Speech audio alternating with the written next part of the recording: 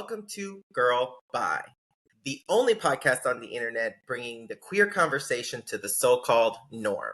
Today, our special guest is somebody that's bringing fashion to a whole new light and bringing you probably the coolest t-shirts you're going to find anywhere on the internet. Mason, welcome to Girlbye. How are you doing? Doing pretty good. Working from home. It's kind of hot today, but having a great day so far. So let's start by telling our listeners a little bit about yourself. So, my name is Mason. I'm 25 years old. I'm currently living in southern Massachusetts, and I grew up in New Hampshire all my life. And working full time as an apparel technical designer, owning my small business on the side. Awesome. Definitely a great achievement for being 25 and already diving into your own business. So tell us a little bit about when you figured out that you were part of the queer community, what made you get to that realization, and tell us a little bit about that journey as a whole. Yeah. So it was pretty early on for me. I was 11 years old. I was in middle school, and it's a pretty quick turnaround, to be honest, because I was dating girls, middle school dating, whatever that looks like. But the guys, were hugging them and kissing them, and I would do those things, and I'd be like, I don't know if I feel the same way as like the other guys do. Like they're pretty into it, and a girl like kissed me on the cheek at a dance, and I was like, ew. And I actually broke up with her after that. So yeah, it was actually, and then I started, like we're changing in the locker rooms, we're starting to go through puberty and things like that. And so I was like, huh, interesting. And I was like, he's pretty attractive. And so for like one day I was like, you know what? I'm bisexual. And then literally not even 24 hours later, I was like, nope, I'm gay. I'm gay. At 11. Yeah, definitely breaking up with her just because she gave you a kiss is kind of rough. I mean, she probably has trauma from that. I love her so much.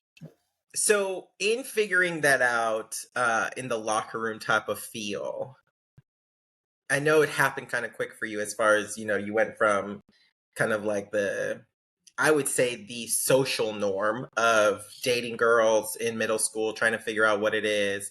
Um, but with men, what did you find to be the most attractive? Like, what was most attractive to you in those situations? I don't know, I guess it was just a culmination. Like it wasn't like just the locker room where I was like, oh yeah. No, and just in general, I don't know. I just found them more attractive and appealing to like I really enjoyed like talking to them and just like getting to know them and hanging out with them outside of school. Like it was just a lot more.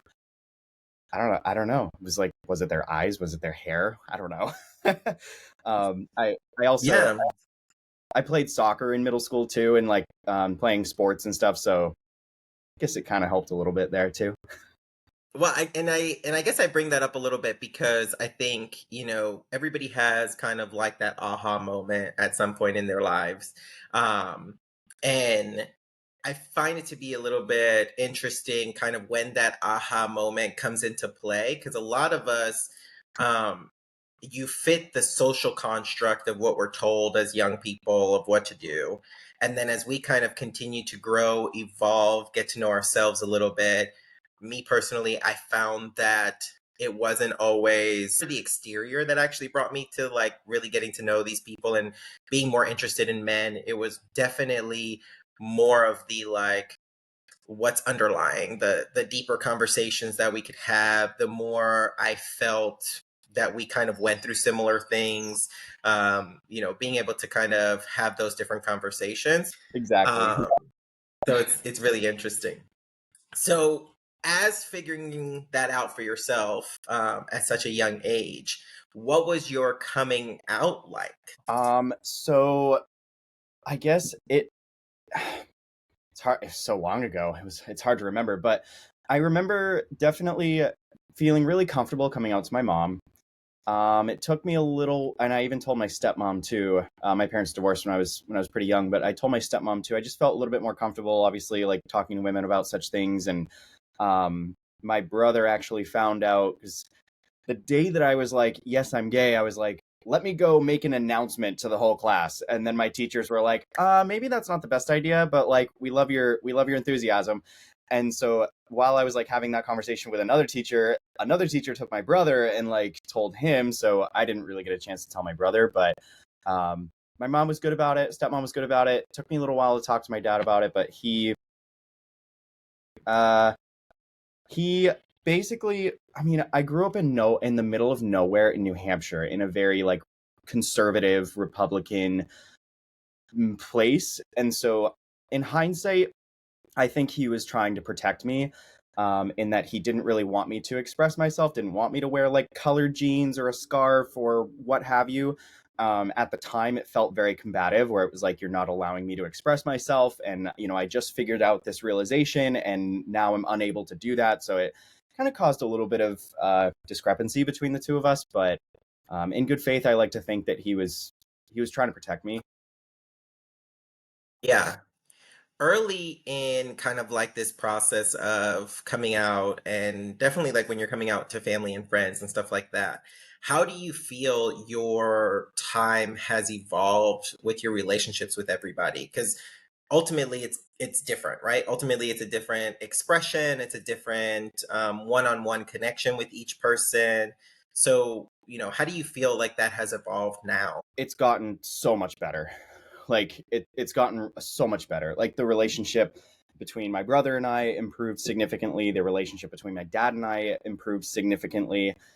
Even some of my classmates that had bullied me back in like middle school, high school had even like reached out, like when I was in college at that point, and reached out and was like, Mason, I'm really sorry. I was pretty narrow minded at the time, and it was just like we bullied in middle school and things, and like I've turned over a new leaf and I'm really sorry about what I did to you. And I was like, wow, like that's really nice. And especially moving to Massachusetts, it was a much more accepting space. So college was I was fully open, in high school and college, so it was pretty easy. Yeah. Is that why you moved there specifically, or was it just because you were going to college there, or what kind of brought you there? It was the latter. I went to college in Mass. Okay, that's really great. Um, Now, what would you say is kind of advice you would give to people kind of going through this, growing up in the type of town you grew up in? Like what kind of advice do you think would be helpful to someone else in this process of coming out? And what worked really well for you in this process? So advice would be, do it on your own terms, 100%. And so like even other people, once I had come out, I was kind of like one of the first people to do it, and then a lot of people came to me and was like, oh Mason, like what should I do? It was like, you need to write your own narrative, first and foremost. And I'm never going to be someone to like say how you should or shouldn't do it. Like everyone has their own story. So I would say trust your gut and go with what you feel is comfortable. And then kind of the second part of that question is like the way in which I did it. I went to my closest friends and had that conversation with them to kind of build a little bit of confidence. Like your most trusted, like your most inner circle, and then you can kind of like work your way out a little bit, because obviously like having your inner circle accept you and then having the next circle and the next for it, if there is someone who doesn't accept you out on this outer circle, you still have your support system already defined and already figured out, so you can start to weed out those people that really aren't accepting of your orientation. Yeah. Now, what did you find to be the most difficult in that time frame, especially being a young person, right? I think a lot of us don't really take into account that uh, being queer in any sense is very difficult. Um, I do think that the older you are, it might be a little bit easier to kind of come into that realization. But I think when you're so young, you're not only like trying to figure this out, but you're also like going through puberty. Like You're having hair grow in places that have never grown before. You have pimples popping up in places you have never had a pimple before. Everybody is hormonal. I think you're in this like really stressful time. So what do you think kind of was the most difficult during that time? Definitely, definitely the bullying first and foremost. But also just like the misconceptions about being gay that came along with it. You know, I think it was really hard to try to explain because even then I really didn't even know what it meant. So to try to explain that to people who just didn't understand or were like asking me questions where it was, you know, if someone asked me that question now, I'd be offended. You know, at 11, I didn't even know what offensive was. Um, but it's Right. just trying to rewrite those narrative and thought processes was really difficult. And yeah, the bullying was pretty rough out in nowhere, New Hampshire. Yeah, I can imagine. Um, what did you use, or what could you say that helped you during that time frame with being able to kind of still stay positive during that time frame? I think I I think a lot of my teachers understood how difficult my journey was going to be moving forward. I definitely entrusted them a lot and confided in them. My fifth grade teacher has a gay son, and so I confided in her a lot, and I even befriended him as a result, just to kind of talk through those things. I'm a mama's boy at heart, so my mom was super supportive and helpful in my struggles as well. But yeah, just relying on friends really was friends and family was a huge help. Now, having created this friend in a similar situation, what do you think helped you with that friendship, like that stuck out the most to you over the years? I think, I mean, we were just able to like share struggles, um, and that's not like misery loves company. I mean, to a degree, it kind of was, but like, Yeah. it was someone that you could bounce ideas off of. There weren't that many gay men to really talk to, and so to have somebody to go through these things, he's significantly older. He's like 10 or 12 years older than me. So at the time, he was like an adult, and I was just a kid. But so he had a little bit more experience in kind of figuring things out. So I kind of leaned on him a little bit for that. Yeah. And I don't, I think it's great that you brought that up because I definitely don't think it's a misery loves company situation where I think it's more trauma bonding, right? I think it's more like you meet somebody that has gone through the same struggles as you, or similar struggles, because I think we all have different struggles, but I think they become similar in certain contexts. And I think it allows us to really kind of just talk to somebody that is non-judgmental. I think that's a huge part of that. And it allows us to kind of open up in a way that we probably never did before that time. So I think, when you are so young and you're trying to figure out yourself, being able to really find someone that is either going through it at the same time or a little bit older or any of that kind of stuff is really important. Great to kind of just be able to express yourself because I think a lot of the time we don't realize what we kind of shove down, right? And like what we hide. And most of us hide in plain sight, let's be real. But being able to kind of code switch, for different things and stuff like that, a lot of people don't realize how really that's not really good for your mental health. Right. Right. Constantly code switching and constantly trying to fit in, I think is a big problem. So being able to find somebody that you can talk to and express that with is not something everybody gets to have. So that's really great. Um, so as you kind of grew up, you went to college, you left your tiny little hometown. What do you think changed the most about you from, leaving that town to kind of moving out and going to college and living on your own? Was the biggest change? I guess culture shock.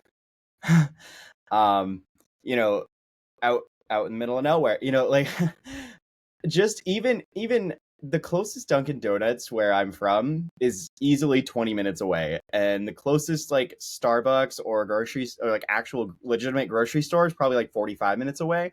So and there weren't people of color where I was from, and there weren't people with different orientations, there weren't people with different religions. So to move to college and to have a lot of people from different states and different walks of life, it was life changing. I felt Yeah. so much more at home in that I could just be myself and I didn't have to be reserved at all or feel like I couldn't do certain things or act certain ways. And um, the bullying all stopped as soon as I went to college. It was a great experience. Yeah, for sure. So, being somebody that comes from such like a small Republican town, what do you think was the like biggest culture shock to you going into a place with such a mixture of people? Yeah, I mean, honestly, similar to the culture shift, it was just diversity. I think a lot of people had very similar mentalities where I was from, and then like the opinion was it was extremely polarized because a lot of my teachers were siding on Democratic and accepting and things like that. However, like it was very polarized, and then moving into a place of like much more diversity, there was many more conversations to have that were not just very one side or the other, and that's not Yeah. just not just politics but just life in general. Yeah, people just had so many different types of lives growing up, and to kind of hear about that and hear their stories and what brought them to the college that I went to as well was definitely kind of pulling on those strings about like the difference. Yeah. I love that. And I love that you're willing to kind of express those things. I think it's very hard for a lot of people to come from these little tiny towns and talk about kind of what happens in some of these places. I think we don't realize, um, first of all, most people around the world and most people listening do not realize how large America is as a whole, nor do they realize how large some of these states are and how some of these people genuinely live in towns that people do not visit. Like, people do not go out of the way. The only reason you would end up in some of these towns is because you know somebody that lives there. Right. Otherwise, there would be no reason for you to even stumble upon it driving somewhere. So I find it really interesting when people get to talk about kind of like their hometowns, especially for me, being a city kid, growing up in a super populated area. I felt like I was privileged in the fact that like I got to see a lot of different people from a lot of different cultures. And a majority of my friends were all from different cultures to begin with. So it's really interesting. So now that you have kind of grown into living your truer, authentic self and really kind of being you, how do you handle being yourself day to day at work, things like that? Obviously, with your own business, you are obviously just yourself, but working with other people and things like that, how do you kind of manage expressing yourself? Do you hide anything? Are you just truly yourself? Yeah, I'm pretty open. I feel like people can just kind of inherit like have a 10-minute conversation with me and they can probably tell that I'm gay.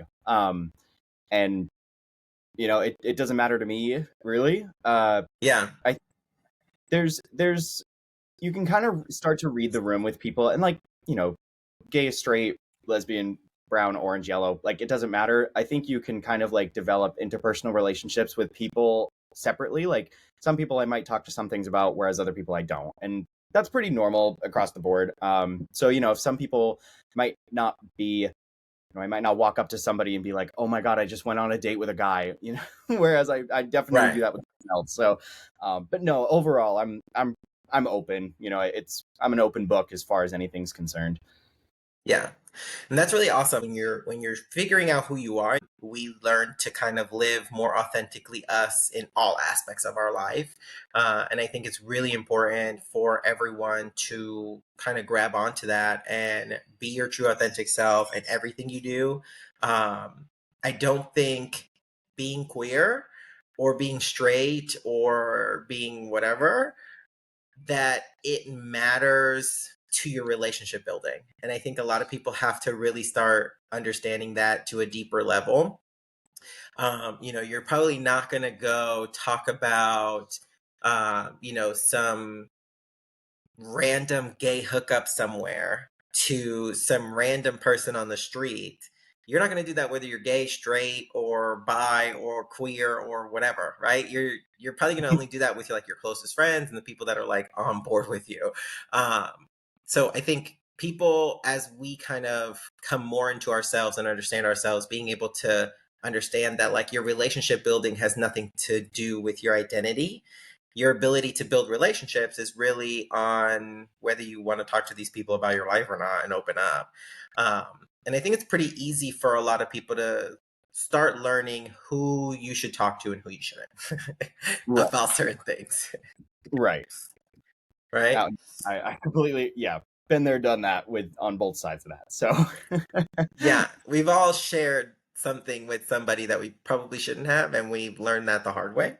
hmm hmm But definitely go with your gut. And hopefully that will help you the most. something like that. uh, Yeah. yeah, that's my best advice there. Now we fast forward, you're in college, you're living your life. I know that you dated girls in middle school, like you said earlier. What did dating transform into as you kind of went along? Like, when did you start dating men or even have the idea of dating men? And then what did you use to get there? Like, were you an app person, a real life person? How did that go? So once I hit high school, there were maybe like two or three other gay men, and I was not physically or romantically attracted to any of them. They pretty much all of them were physically and mentally or romantically attracted to me. So there was a little bit of like a, well, it's like no. But moving, like, I actually didn't have my first boyfriend until I was 18. So there was 7 years there where I was just single. People were interested, but I'm pretty reserved and I'm pretty particular when it comes to finding a person. So yeah, and as much as I would like for it to be an organic meetup, like a way in which to introduce would be organic and in person, I think being in the LGBTQ community is really hard. Realistically, the only public places would be like a gay bar or a gay city like P Town. I live in Mass, so like P Town's an easy example, but and then in those places, you oftentimes will get people who are they have ulterior motives, or they just want to hook up, or they want friends with benefits, or they just want to like do something that they're going to regret in the morning, and that's just not really my style.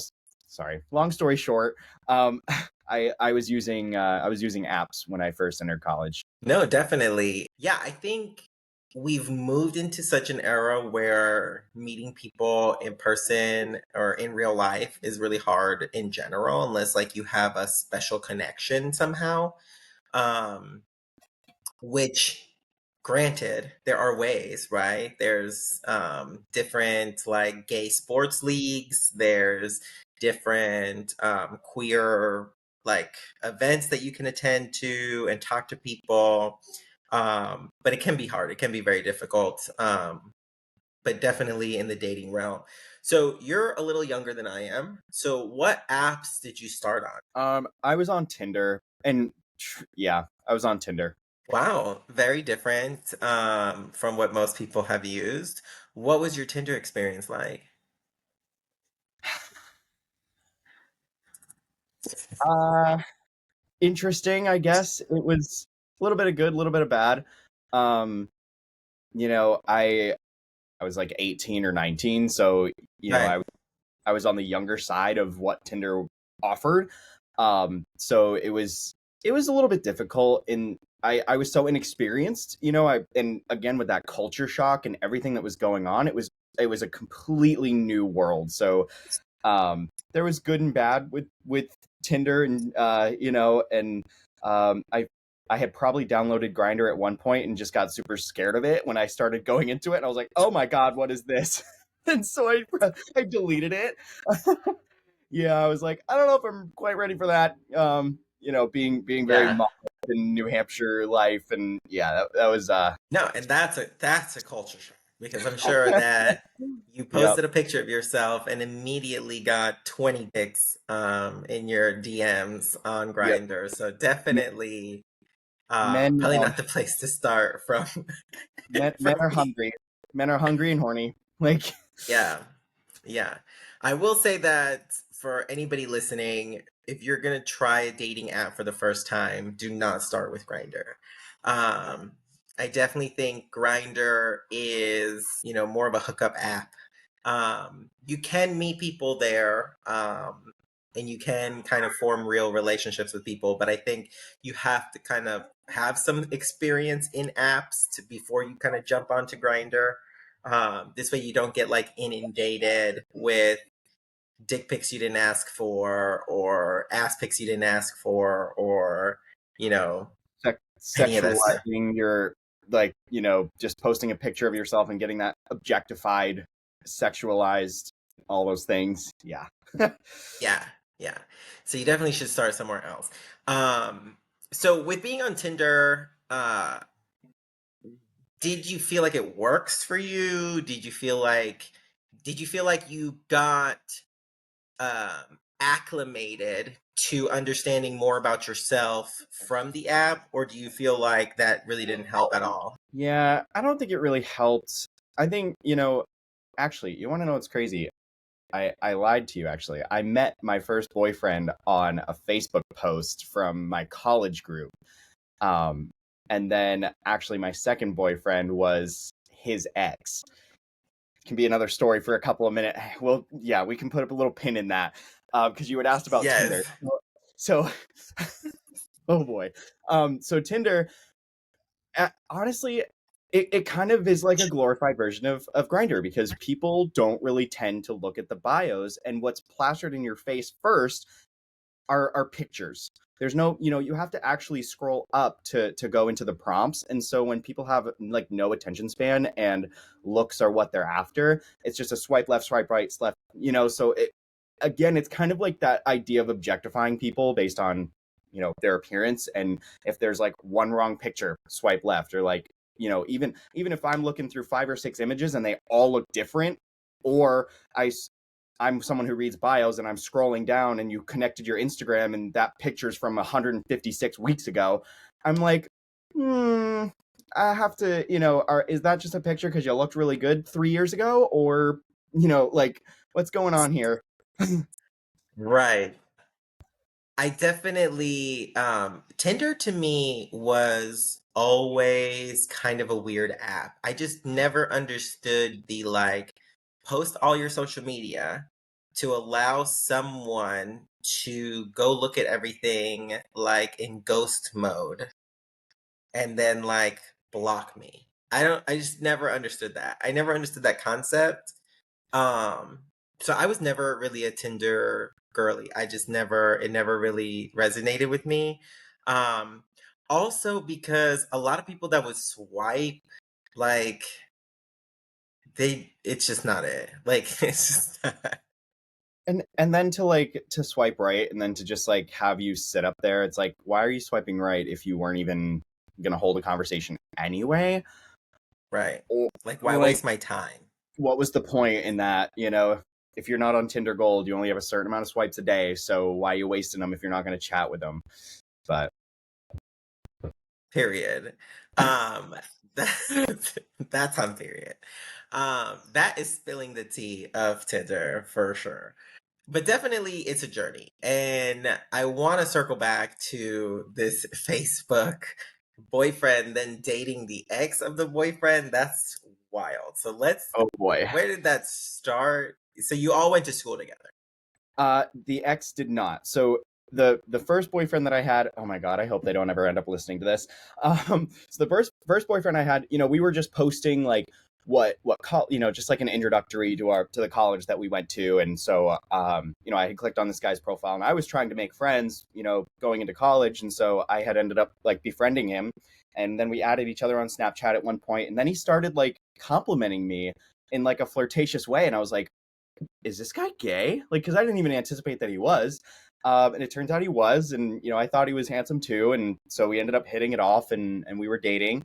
Um, Unbeknownst to me, his ex, was kind of like looking at his Instagram and seeing that there was a new boyfriend that this guy had, and uh, again, unbeknownst to me, thought that I was really attractive. And so once he saw that the Instagram posts went away and the whole like bio shut Mason out, and so he knew that I was single, he reached out to me and was like, "Hey, how are you?" And like, "I'm so glad that you could make X person's name really happy." And I was like, "Oh shit." I was like, "Is this the X person's name that this guy was talking to or talking about Right. in our relationship?" And sure as shit, it was.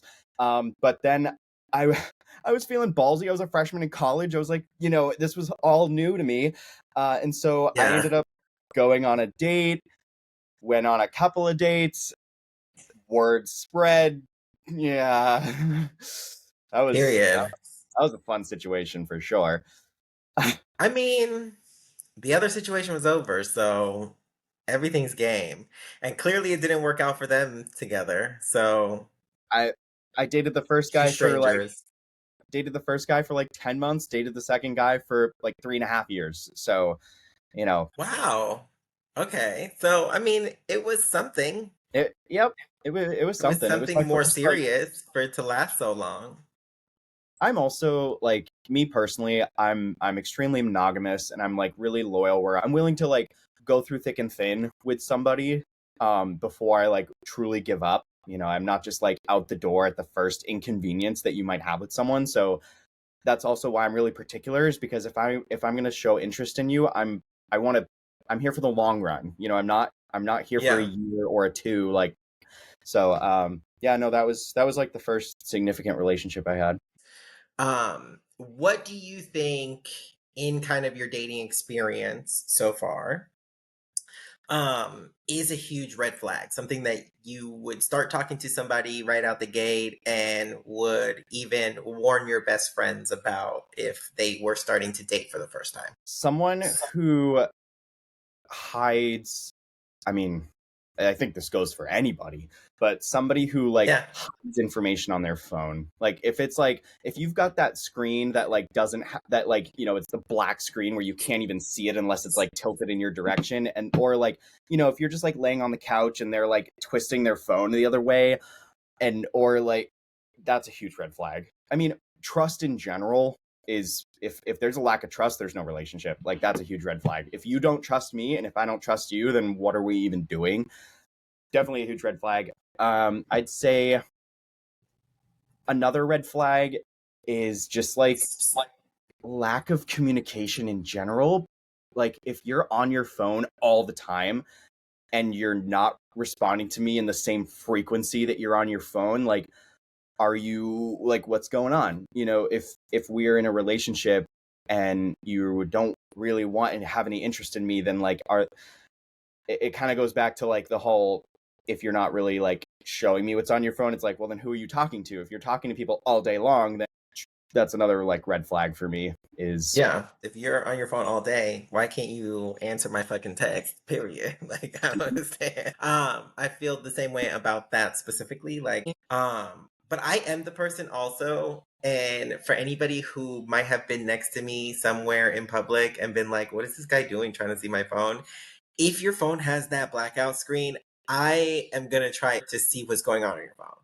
And I may not know who you are, you may be a complete stranger, but I am so intrigued at what you feel you need to hide from the people around you that I genuinely just want to know. Like, I have never had a blackout screen on my phone ever. I just felt like I never needed it. Like, I mean, first of all, if you're looking over at my phone and you're like a complete stranger, I'm kind of already looking at you kind of weird. Like, why are you all up in my business to begin with? And yes, I know the people listening, but you do it. Yeah, I do it. Only if you have that blackout screen. Because I'm like, what is so serious about you hiding? Like, what is like, are you famous or something that you need to like hide your text messages from like other people? Like, I don't really get it. Yeah, yeah. It's like, because then there's the other side of the coin where it's like, oh well, it's like none of your business what I'm doing, but it's like, okay, fair, but like, I don't know, I'm not really that interested in seeing what's on your Instagram feed anyway. So I don't know, like Yeah. there's for it, but Yeah, I find it so I think it's the funniest thing. Especially that like I don't know about you, but for me, whenever I see anybody with that type of like screen in public, I'm like, do you like look at porn in public? 'Cause I feel like that would be the real reason to have it, right? Like that would be the only purpose that you would need that is to look at porn in public because otherwise if you're texting and your text needs to be like hidden that much that you need that screen, first of all, who has the time to like look over and like read someone's texts that quickly? Like, right, that part. yeah. Um, oh, also another red flag. It's like a sort of like in between a red flag and a beige flag. I don't know if you know like beige flags, but um, is being friends with their ex. I've had more often than not good experiences with that. There are instances where that is a thing, and that's completely fine. But tread lightly. I wouldn't say it's a red flag, but you need to tread very lightly and definitely be communicative from the beginning, whether you're on the giving or like whether you're friends with the ex or your relationship is friends with their ex. Be very clear about expectations and boundaries, and you know I think it's communication is super important, so like make that abundantly clear what that looks like. And yeah. I'm gonna 100% disagree. Ooh. And I think that I think that there's only it could be a beige flag if and only if it was a very short relationship. And I'm talking like less than 6 months. Then maybe you started dating and shit just didn't work out and you guys realized you were better off friends. Cool. We're still going to be paying attention and have your eyes open on the situation, but cool. The moment you've passed 6 months, that's too much. And you should not be friends anymore. There's no reason for y'all to be talking. It didn't work out. You should be moving on in separate situations. I think when you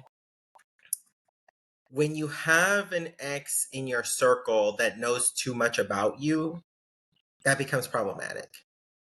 Because a majority of the time, I have found that exes like to comment on situations that people are going through in their new relationships because they know them so well yeah, that they think that they can give advice. And I think no matter if the situation is similar that you might be going through, the people are different. So I think it opens the door for a lot more problems than solutions. yeah, And that's I also feel, and people are going to hate this hot take also, if you cannot let your ex go, you have a problem with letting go of things.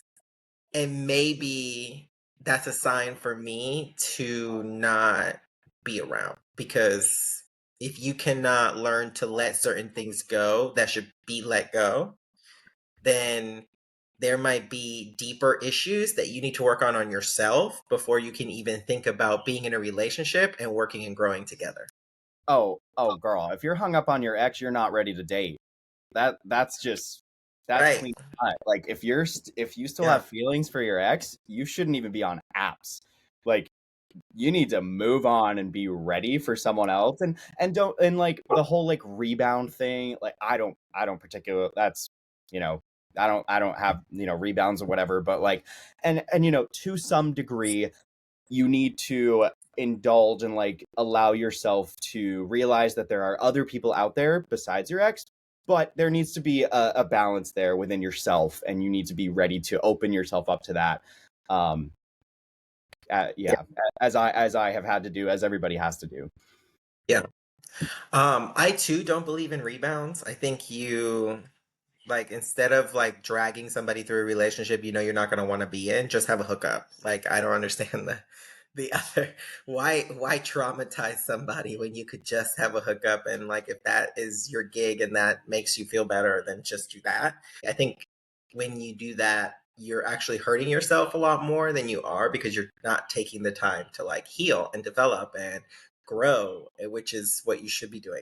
The great part is when you do learn to get past it and grow and develop, it allows us to really kind of find a new place. And I find that as you, as an individual, go through different relationships, you are a different person at the other side of that relationship. And I think a lot of people don't fully realize that, but you are completely a new person. You are now a different version of yourself. So, in your dating realm, you know, obviously we talk about apps and we've gone through the app conversation and the real life.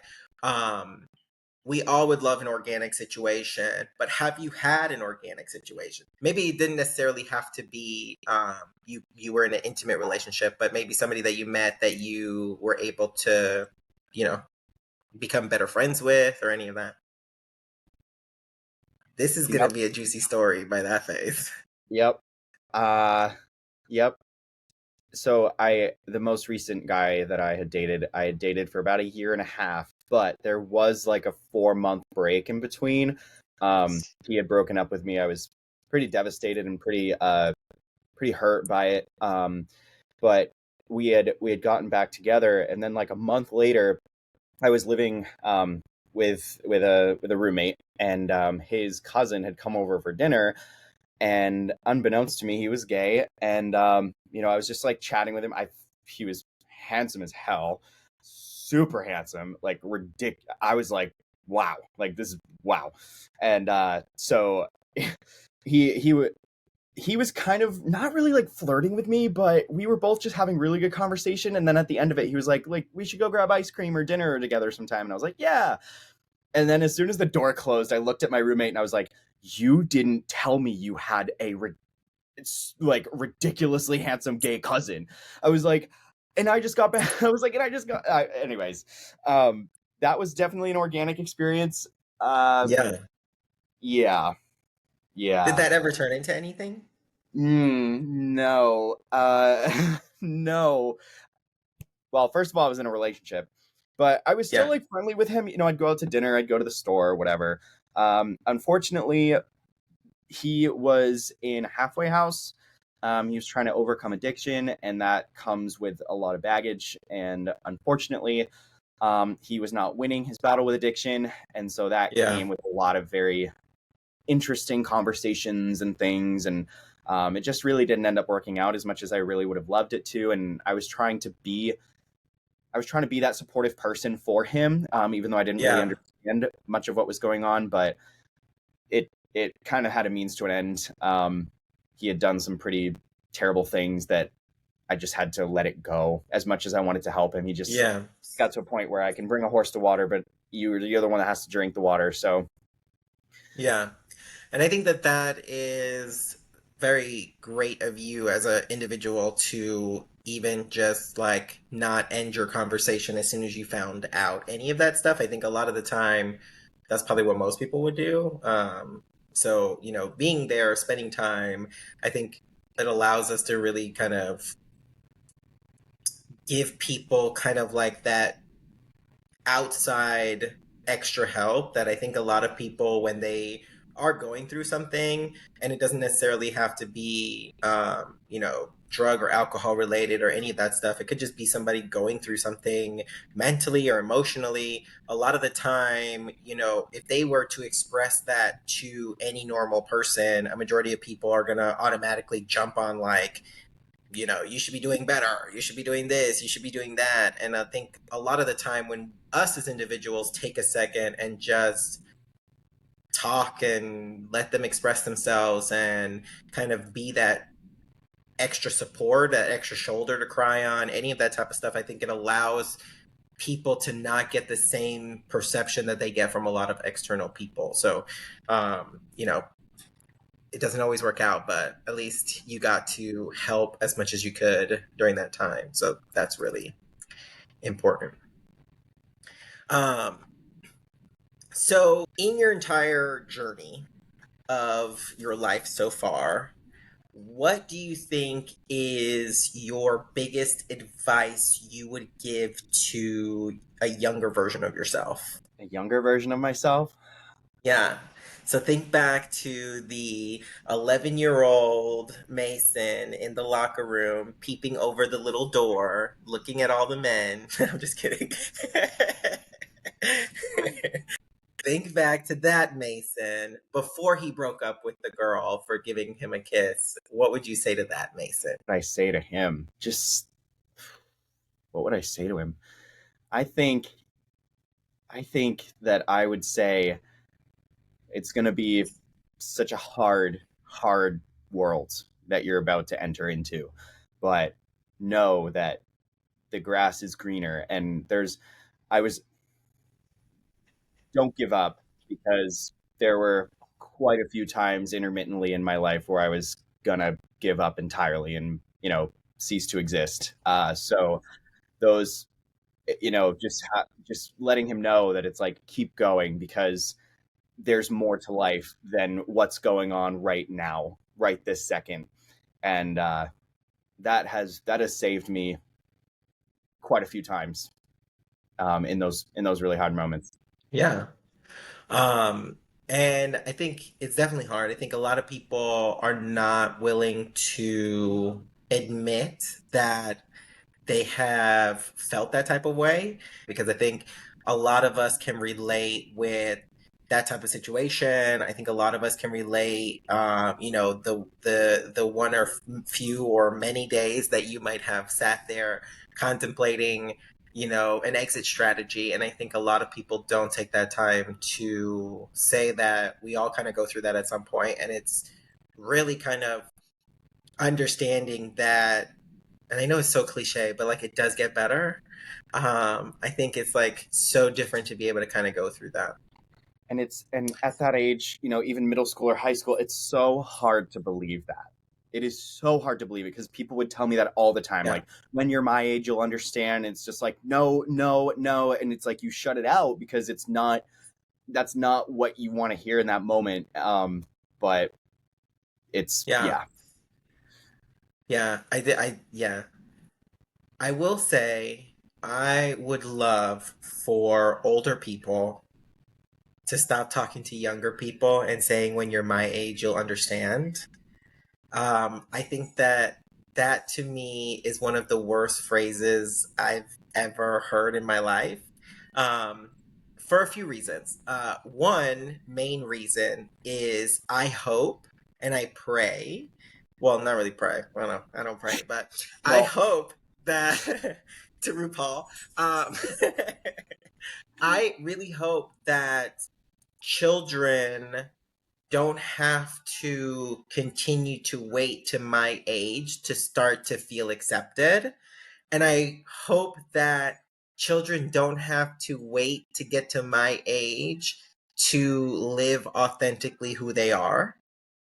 And so when people used to tell me that as a kid, I used to get not, it didn't help the situation, because I felt like you were telling me that I have to stay closeted, hide who I am until I'm some random age of 40 to 60, and then I would be able to be myself. And I just never understood why that was the perception you wanted to give to a young person, where ultimately my goal in life is to encourage people to learn who they are authentically much earlier.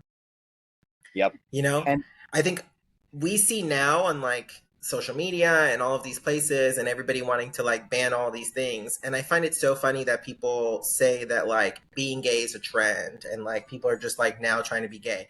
But I kind of like to relate the abundance of people that are now coming out as being queer to, if we think back in like history when people used to write left-handed, but like that was a crime. You couldn't like write Mhm, left-handed. You had to like force everybody to write right-handed. And then mhm. like as time gone on, people were like, oh no, people write left-handed and like that's okay. And then all of a sudden there was a much larger percentage of people writing left-handed. It wasn't because they were practicing left-handed and just wanted to write left-handed. It was because they naturally wrote that way. So I think when a lot of people look at like, oh, why are more people being queer now and expressing themselves now? I think it's because we don't have to wait to 50 to be ourselves anymore. We can Mhm. now really work at being ourselves at whatever age we truly find out who we are. That part, that part, 100%. That part. And the tea is spilled. um, some more advice that I want to provide for those that are really, really struggling with mental health and their well-being, and they could potentially be a danger to themselves. Kind of the first time there were multiple, but the first kind of ideation, I kind of thought about it a little bit. Thank God I did. About just asking. The very first time was like curiosity killed the cat, because I was like, what else? Like if I do this right now, what else could have happened? What else was going to happen if I just end it now? Like then what? Like what happens? And so that's actually what held me on was just that genuine curiosity of like what I'd be missing out on. And then truth be told, it was a couple of years later that I had another moment, and I kind of reflected. I was like, Mason, you were in this same spot a couple of years ago, and look at what your life has turned into. The top. You were the top of your class in middle school. You're a three-sport athlete, and you're the top of your class in high school. And like you've grown leaps and bounds. And to put things into perspective as well, I was 11 years old, and then I was 16 years old. It was like, Mason, Yeah. you're 16. Like this poor, like think about the percentage of your life that you've gone through or that you could potentially go through. you know a fifth of your life or a quarter of your life, you still have 3 quarters left, approximate, give or take. But that's just kind of how i Yeah. how I did it. It was like, you've grown so much and you've done such great things. What other great things might also happen? And in this dark moment, there's these lights that keep appearing. So it, it, Right. it that's really what held me to keep going. And then in the third time and the fourth time, it was like right before I like really started to get into like an exit strategy. It was like, look at what your life has generated thus far. And none of this would have existed if I wasn't here to experience it. So Yeah, that's kind definitely.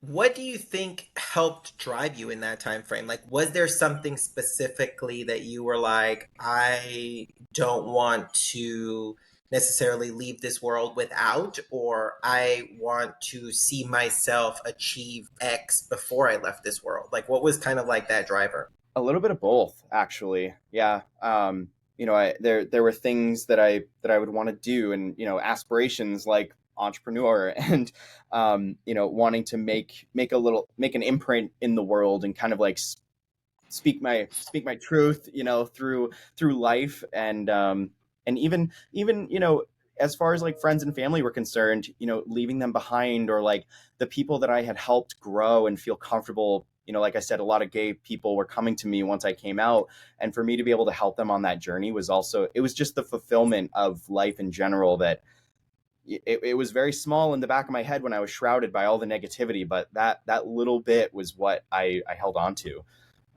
which is kind Yeah, of. I would definitely say for anybody listening, it is this tiniest voice. You know what I mean? It is never, there's never like a ton of large voices that stop you from like being in some of those situations.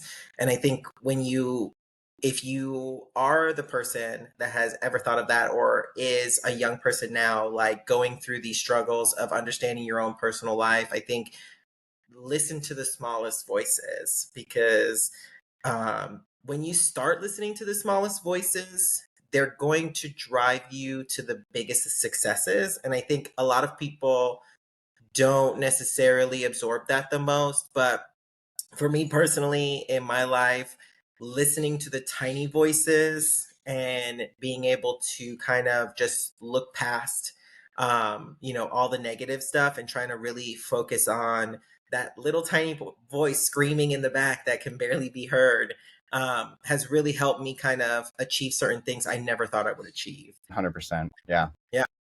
What do you think, by kind of listening to that small voice and helping you kind of get through those really tough times, was there a specific person that you expressed these things to that you felt comfortable with? Or was this something that you stayed more internal about? How did that really work out for you? For the longest time, it was pretty internal. Um, I am a people pleaser, type A, type person. So I felt I was an inconvenience to people, or I was a burden by talking about these things. I felt like I was just that guy that was just dumping on somebody who, even if it was my friends, I was like, I don't want to burden them with my things. So I really hadn't talked to people for a long time. There was one time where I did make an attempt, and ended up in the hospital for a while. And it is the craziest thing. I sat there wanting to call my mom, and I remember it clear as day. I didn't call her because she was already asleep. And I was like, I don't want to wake her up and inconvenience her and burden her with, as I was about to literally exit this world. And so when she finally found Yeah. out what it was and called me, she was like, what on earth? Like, why didn't you call me? Like, she was just dumbfounded. And when I told her that I didn't want to wake her up, she was like, if I could reach through this phone and slap you across the face, like, I would, yeah. but Yeah, she ever would. since then, She'll choke, ever she'll since take then, you out. and but no, like, so before that was very Yeah. internal. I really didn't talk to anybody. And then after that, like, my mom and I's relationship just really got that much stronger, to where, like, I talk to her every day. And then, like, now I talk to her all the time. She's probably sick of me, but, like, it was Yeah. much more like I'd rather talk to her more than not enough, because that was the problem. So um Yeah. I have a person now. Yeah. And I think it's good for you to be able to kind of express that process of like getting somebody to talk to, because I think it is not as easy as like, oh, just find somebody that you can talk to, that you trust, that you want to share stuff with. Like, it's not that easy. And I think being able to express that is really important. That, we all think about what inconveniences we might be giving to other people. And I think this boils back to kind of what society has really driven upon us. I think a lot of us being queer is an inconvenience to a lot of other people. And I know that this is going to be another hot take that people are going to be so upset about as they listen to this podcast, but fuck it. Um, Straight people, when inconvenienced in any way, shape, or form, act out in the most ridiculous ways. And so for queer people to live authentically themselves may, in some way, shape, or form, impact some random ass passerby. And then they want to act wild because of whatever reason it might be. And what I think, me personally, I think I've come to the time frame in my life where I'm done making the effort to make people feel comfortable about who I am as a person. Um, and I think when you get to that point is when you start realizing how to truly authentically be yourself, because it Hmm. allows you to take away the barriers that you're building for yourself to accommodate other people. And I'm not telling people to like cut off their family for being trash, but sometimes it takes that separation and like people not communicating with you and you saying, I'm going to be authentically myself. And if that's a problem for you, I will see myself out of your life. And when you change and you can accept me for who I am 100% of the time and authentically who I am, not like who I am because I show up to your house and I sugarcoat who I am and I have specific outfits just to go to your house to spend time with you because you feel uncomfortable if I show up some type of way. I think when you start like really setting those boundaries, you start really finding out who is authentically there for you and Yep. who isn't, you And know? for sure, because if somebody doesn't accept you for who you are, it's definitely worth raising an eyebrow of like, are you worth being in my life if this is just who I am and who I want to be, and you're unwilling to even remotely compromise that kind of, you know, life, however you want to live? Is it worth the energy to force, a square peg in a round hole at that point? And every situation's different, of course, but it really begs the question of, if you're going to live your life for the next X amount of years, you have a certain amount of energy that you can expend. Do you really want to expend it on somebody who's not accepting of who you are? Right. And I look at it as a time frame. And unfortunately, time is the most expensive thing on the planet. And I just don't give my time away freely. Period. So I 100% think, living your authentic self and finding those people and not being afraid to really set your boundaries and be really, really strict about them. And I think that's the biggest thing. You can't be lenient on your boundaries because that's what's going to keep you happy and keep you moving forward. Girlbye would like to introduce SCAL, an upcycled, sustainable fashion brand bringing you one-of-a-kind fashions, like these. You can find more amazing fashion like this at SCAL Studios on all social media platforms. And thank you. So, tell us about your fashion journey and this entrepreneur journey with SCAL. Yeah. So I went to college for fashion design. I did really well in school. I could have probably done like most of anything. And I was so indecisive. So I loved going to the mall and shopping with my girlfriends and like helping like be a stylist with them. And so I was like, I'll go into fashion design. I had no idea what I was getting myself into when I said that, but it was the best thing I could have done for myself. Um, Fashion design was great in school. It was labor of love for sure. There's a lot of work that goes into fashion school, and that's a whole separate episode on a podcast about fashion school. Yeah. No, it was in my sophomore year of college, and I took a textiles course and learned about just how detrimental the fashion industry is to the planet. And the thing that I had come to really love, all of a sudden my head flipped and I was like, whoa, what? Like, even cotton isn't really that great of a, it's a natural fiber and it's not plastic. And, there's so many things about the fashion industry that is extremely polluting. And so basically that's kind of when I started. I had always had an entrepreneurial spirit growing up, but that was when I really started to target like, okay, what can I do? This, when I had talked about, in my previous life when I was, going through a lot and I was like, I want to make an imprint on this world. That was pretty much the Yeah. aha moment of this is what I'm going to do. This is my path. This is my journey. And so in college, I had explored this idea a little bit, and it definitely showed a lot of interest, even in myself too. But it really didn't. I was just too busy with college and relationships and whatever, just trying to manage all that. So it kind of like fell through. And then post breakup, the guy that I dated for a year and a half in between, actually, no, it was after the second one, after the second time he broke up with me.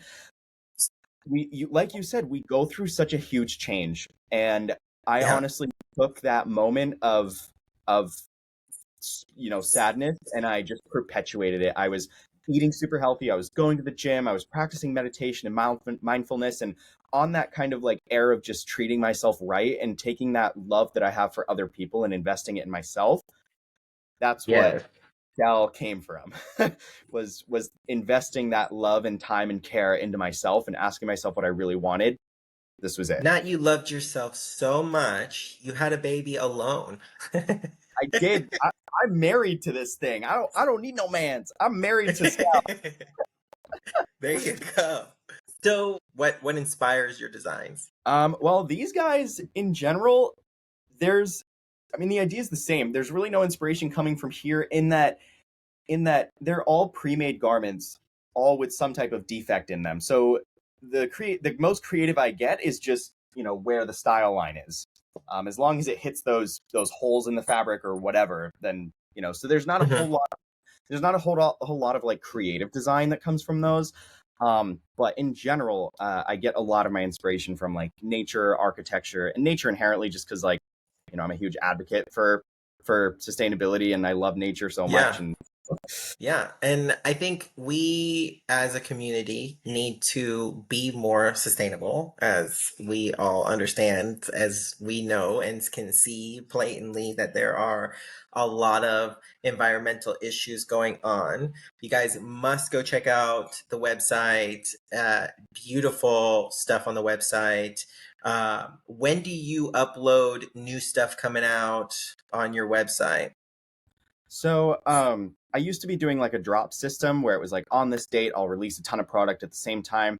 I'm kind of shifting gears a little bit where I'm just going to be intermittently posting things. It's kind of going to be an ebb and flow, so there's not like either a ton or none, because truth be Yeah, told, it's actually really popular, so I sell out of a lot of stuff. So and that way it's yeah. a little bit I more did ebb and look at some stuff that was already sold out. It's kind of hurt. I was kind of flow. upset, but And they're, well, that's the thing. That's the whole thing, is they're all one of a kind. So as soon as it's sold out, you're yeah, never going to see it again. You might see something similar, but it's like if you like it, you got to grab it, because it's the next yeah. guy's gonna take it from you. So you drop your releases on TikTok if Yeah, you're I gonna go drop I go on stuff? TikTok live, where I talk about a lot of that, and but yeah, like my link tree's in my TikTok bio, and you can get to the Yeah. website, my Instagram, all that stuff from there. So we'll tag that in the description below. Definitely go follow the TikTok. I will say that his TikTok journey is actually really raw and pretty authentic, which is what I really liked about watching your TikToks. And I know that I was super touched by your video that you had of your first orders and stuff. So really, really important for people to go take a look and be a part of the growth. One thing I will say that I love the most about it is that they are one of a kind and that we don't find very often. Everything is very mass produced the majority of the time. So if you are listening and tired of having to go out to the club or to a different event and somebody else in the place has the same outfit as you may want to take a look at SCAL and go get something authentic and that somebody else does not. And yeah, and it also pulls on the LGBTQ strings a little bit, where like it's all about self-expression, and Yeah, each shirt, each sweatshirt has its own unique, you know, life and story. So, kind of pulling on those strings too. A lot of my customers are from the queer community for sure. perfect. Queer owned, environmentally friendly, authentic, and unique.